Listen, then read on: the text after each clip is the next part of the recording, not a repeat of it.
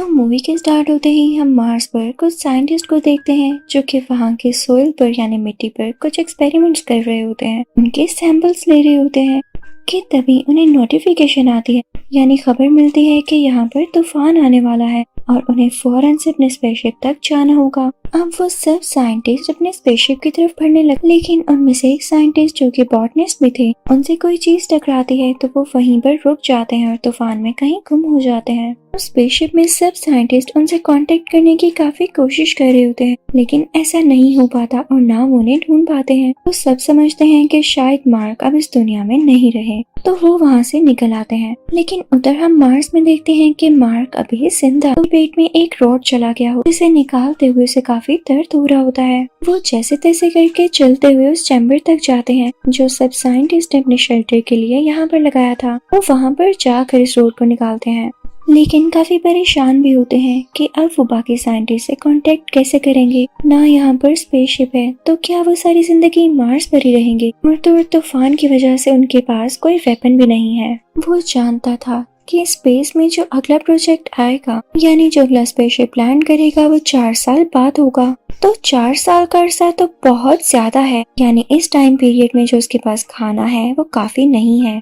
वो मर भी सकता है, तो उसे कुछ न कुछ जरूर करना होगा। अब यहाँ पर वो प्लान्स करने लगता है। उसके पास कुछ आलू होते हैं जिन्हें यूज करके वो और भी आलू उगाना चाहता था, और शायद इसीलिए वो सारे साइंटिस्ट एक्सपेरिमेंट्स कर रहे थे इस प्लैनेट की सोइल पर। तो मार्क अपनी डायरी में कुछ नोट्स बनाने लगता है और बाहर जाकर सोइल में खेती करने लगता है ताकि वो आलूओं को उगा सके।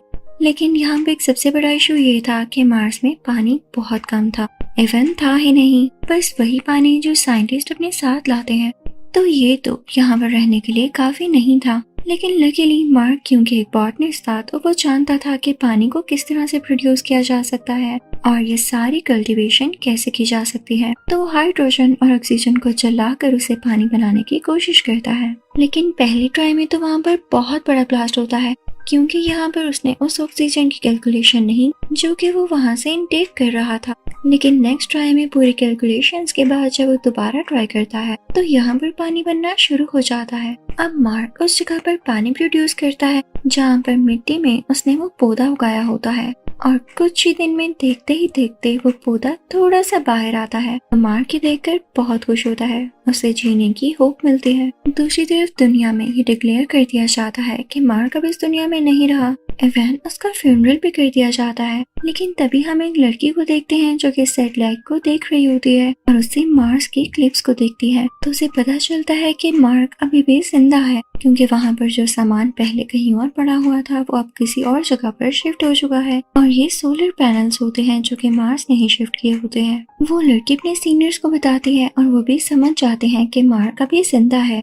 लेकिन वो उन्हें बताते हैं कि अगर हम मार्स पर मार्क को बचाने चले भी जाएं तो हमारे पहुंचने तक वो भूख से वैसे ही मर जाएगा। और ये बात होती भी ठीक है। उधर मार्क जो कि परेशान होने की बजाय कोई तरीके ढूंढ रहा होता है कि 4 साल बाद जो नया प्रोजेक्ट आएगा और जिस जगह पर आएगा वहाँ पर पहुँचने के लिए इसे 50 दिन चाहिए, यानी 50 डेज, और 70 डेज तो इसे यहाँ पर पहले से ही हो चुके हैं। तो बैठे रहने से अच्छा है कि ये उस जगह तक पहुँच जाए। लेकिन वो जगह यहाँ से 2500 किलोमीटर दूर है, और जो कार इसके पास है वो सोलर पैनल से चलती है और एक दिन में 35 किलोमीटर से ज्यादा ट्रेवल नहीं कर सकती है। लेकिन फिर भी मार्क के पास यही आखिरी ऑप्शन होती है। फिर जमीन पर हम देखते हैं कि वो सब लोग डिसाइड करते हैं कि मार्क तक फूड और पानी भेजने के लिए वो एक स्पेसशिप तैयार करेंगे जो कि पूरे 1 साल में मार्स तक पहुंचेगा। लेकिन मार्क तो पहले ही वहाँ पर काफी ज्यादा आलू उगा चुका था।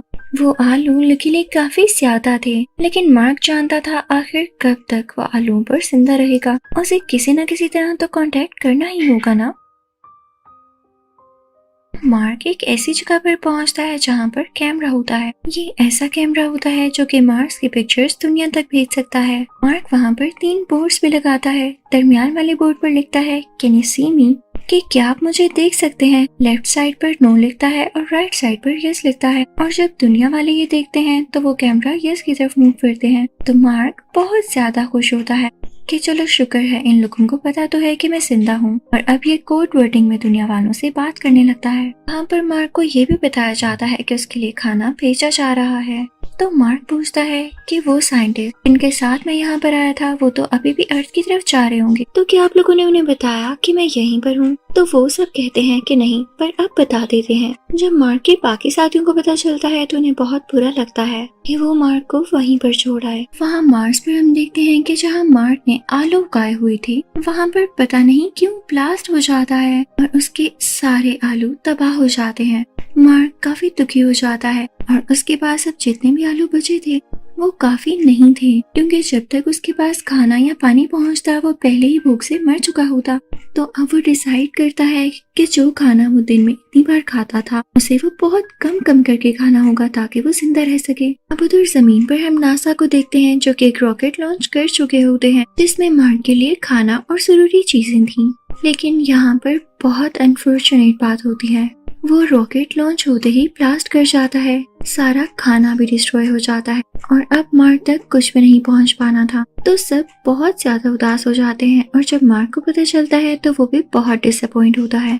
लेकिन वो नासा को एक मैसेज देता है कि मैं हिम्मत हारने वालों में से नहीं हूँ, मैं अपनी आखिरी सांस तक लड़ूंगा और हो सके तो मेरे पेरेंट्स को बता देना कि आपका बेटा अपने प्रोफेशन को लेके काफी सिंसियर था। अगर उसकी जान गई भी तो वो इस बात से बहुत खुश है कि उसने एंड तक इसके लिए लड़ाई की और वो फख्र से गया। अब वो लोग नीचे चाइना से भी हेल्प मांगते हैं तो चाइना उनकी मदद के लिए तैयार हो जाता है। उनका स्पेसशिप जो कि 28 दिन बाद जाने वाला है, वो लोग उसी के जरिए मार्क को रेस्क्यू करेंगे। लेकिन वहाँ पर एक और आदमी होता है जो कि इन्हें एक और आइडिया देता है कि जो स्पेसशिप पहले से ही मार्स से वापस आ रहा है उसे दोबारा मार्स की तरफ कर दिया जाए और मार्क जो मार्स पर पहले से ही स्पेसशिप मौजूद है उसमें से मार्स के ऑर्बिट तक आए तो बाकी साइंटिस्ट इसे ले लेंगे। लेकिन ये सब बहुत रिस्की था और इसमें बाकी साइंटिस्ट की भी जान को खतरा था और तो और उन्हें ऐसा करने में 19 महीने लग सकते थे, यानी अगर वो मार्क को लेकर वापस जमीन पर आते तो इसलिए नासा इस चीज को मना कर देती है। उधर हम मार्क को देखते हैं जो कि मार्स में बिजी होता है और वो अभी भी हिम्मत नहीं हार रहा होता, वो काफी ज्यादा ब्रेव होता है। जब नासा देखती है कि जो स्पेसशिप जमीन की तरफ वापस आ रहा था वो दोबारा से मार्स की तरफ जा रहा है तो वो काफी हैरान होती है कि हमने तो इस चीज के ऑर्डर्स नहीं दिए। असल बात ये थी कि वही लड़का जिसने ये प्लान एडवाइस किया था उसी ने इन 5 साइंटिस्ट से रिक्वेस्ट की थी कि तुम लोगों को मार्क को जाकर बचाना होगा क्योंकि वो तुम लोगों का टीम मेंबर था और दूसरा अगर हमने कोई तरीका ढूंढा तो उसमें कई साल लग सकते हैं और तुम लोग उस तक विद इन मंथ्स पहुंच सकते हो। तो नासा को बहुत गुस्सा आता है लेकिन चाइना उनको समझाता है कि ये अच्छी बात है। जब मार्क हिम्मत नहीं हार रहा और ये साइंटिस्ट भी अपनी जान की कुर्बानी देते हुए यानी अपनी जान को रिस्क में डालते हुए अपने साथी को बचाने जा रहे हैं तो हम कौन होते हैं कहने वाले। वो उनको फूड भी पहुंचाते हैं और चाइना की हेल्प से ये लोग उसे सक्सेसफुल करने की पूरी कोशिश करते हैं।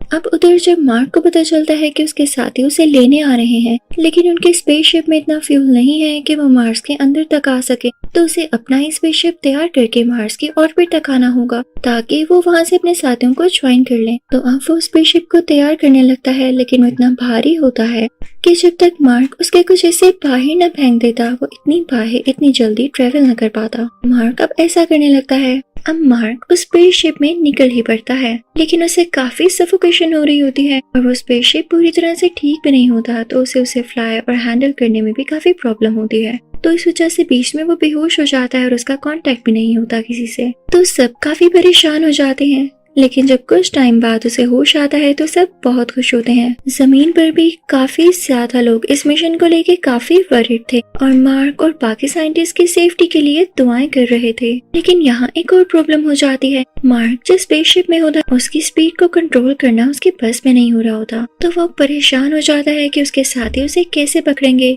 तो अपने साथियों से कहता है कि परेशान न हो, मैं भी हिम्मत बनाए रखा हूँ और जल्दी मैं इसकी स्पीड को कंट्रोल करके तुम लोगों तक पहुँच जाऊंगा। तो दूसरे साइंटिस्ट अपनी स्पेसशिप का एक हिस्सा गिरा देते हैं जिसके एयर प्रेशर से मार्क की स्पेसशिप की स्पीड कम होती है। तो फाइनली ये लोग मार्क को पकड़ सकते थे। अब उधर हम स्पेसशिप की फीमेल कमांडर को देखते हैं जो कि एक मूविंग चेयर पर से होती हुई एक रस्सी की मदद से मार्क तक पहुँच रही होती है लेकिन वो रस्सी यहाँ पर छोटी पड़ जाती है।